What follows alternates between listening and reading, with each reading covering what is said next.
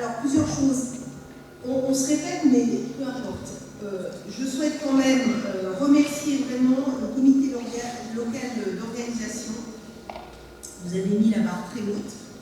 Je pense que nous aurons du mal, peut-être, à trouver une académie qui se positionnera la prochaine fois, vu à quel point la barre a été mise haut. On a eu beaucoup de chance aussi avec la météo. La petite baladière, c'était exceptionnel. Vous avez su proposer des animations qui correspondent, où tout le monde pouvait trouver quelque chose qui lui correspondait. Et ça a vraiment été formidable parce que vous avez su répondre à la diversité que nous sommes. Je pense que chacun repartira de son congrès, voilà, en ayant trouvé quelque chose qui lui correspondait. Je veux aussi remercier encore une fois le comité de pilotage national. Et encore une fois, même si ça a été fait, c'est important, remercier particulièrement Valérie, qui est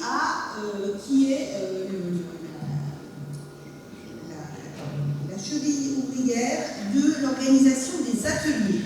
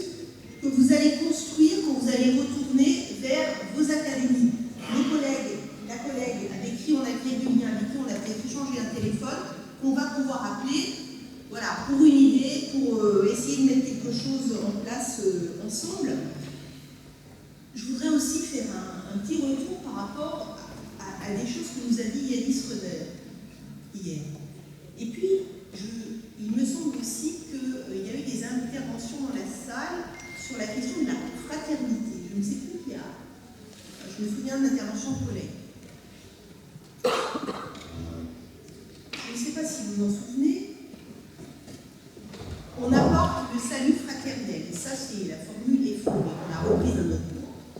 voix au congrès le salut fraternel. Ça vient d'où ça? Fraternité, parce que cette fraternité, la fraternité, c'est ce qu'on a vécu là, en 4 jours. Voilà, elle existe la fraternité dans notre pays. Et elle existe où? Elle existe dans les organisations syndicales. Elle existe à l'indépendance des directions. Et ça, vous pouvez le porter auprès des collègues dans les académies. Voilà. Parce que si il y a encore des endroits où on peut vivre cette fraternité, c'est dans une organisation syndicale. Une organisation syndicale à taille humaine. Une organisation syndicale qui n'est pas une organisation technocratique. C'est indépendance et direction. Et je voudrais faire un pont avec autre chose. Souvent, les collègues nous disent « Syndicat, mais à quoi vous servez ?» Vous n'obtenez rien. Déjà, on sert à faire vivre cette solidarité. Parce que dans nos métiers, les métiers, et ça c'est encore plus vrai pour les cadres. Nous ne sommes pas les seuls cadres. Hein. Les cadres, il y en a dans la fonction publique, dans le privé. Enfin, je ne veux pas m'étendre là-dessus. Eh bien, déjà vivre cette solidarité professionnelle. Ensuite, peut-être qu'on n'a pas obtenu des choses, mais toutes les choses qu'on a empêchées, ça c'est important, parce que dans l'époque que nous vivons, si vous regardez le contexte social, le contexte politique, je ne sais plus qui l'a dit, je crois que c'est Clément. Eh bien, l'heure, malheureusement, on n'est plus dans les 30 glorieuses. L'heure n'est hélas plus à la conquête de nouveaux droits, mais à la défense des acquis. Et chaque parole qui est portée par idée, il faut se dire qu'elle produit des effets, qu'elle empêche certaines volontés d'aller plus loin. Parce que notre premier devoir, c'est de dire, alors je vais citer Peggy à peu près. Peggy dit une très belle chose. Peggy dit, il est important de dire ce que l'on voit, mais il est encore plus important de voir ce que l'on voit. Il faut du courage. Et je reviendrai encore là-dessus. Et quand on va au ministère, et que vous allez en académie, et que vous dites, voilà, il y a ça, eh bien, c'est très important. Parce que ça oblige l'interlocuteur, ça oblige notre hiérarchie, notre employeur, à agir sur ces choses-là. On peut très bien dire, il y a des choses qu'ils n'ont pas envie de voir. Voilà. Et ça, vous voyez, il n'y a pas besoin d'être très nombreux pour le faire. Dire ce que l'on voit et voir ce que l'on voit. Et la notion de courage. Et ça, vraiment, c'est quelque chose auquel je suis extrêmement attachée. Il faut du courage. Nous avons tous du courage. Parce que ce n'est pas facile, par contre, de ne pas être dans l'organisation majoritaire. Et de pointer les choses que personne ne veut voir. C'est notre responsabilité. Et c'est en cela aussi que nous sommes reconnus par notre hiérarchie, parce qu'ils nous ont du courage quand même si ça leur casse les pieds. Voilà. Et aussi par les collègues.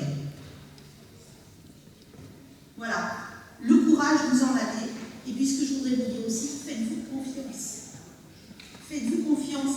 Il n'y a pas un modèle. Ne cherchez pas un modèle de représentant syndical. Non, non. Voilà. Nous ne sommes pas des technocrates. Chacun doit être avec ce qu'il est, avec sa personnalité. Et c'est très bien comme ça. Voilà. Parce que les collègues voient qu'on leur ressemble. Hein. Si vous nous faites confiance, soyez ce que vous êtes. Soyez courageux, portez les valeurs. Et c'est comme ça que nous ferons progresser indépendance et direction. Maintenant, je vais vous souhaiter bon retour dans vos académies. Et puis, puis voilà, on va continuer à travailler ensemble. Le national, les académies, vous avez bien entendu ce que j'ai dit avant-hier, parce que la bataille, elle se gagne dans les académies. On va commencer à en discuter tout à l'heure avec en Conseil national. Merci à tous. Voilà. Merci à toi.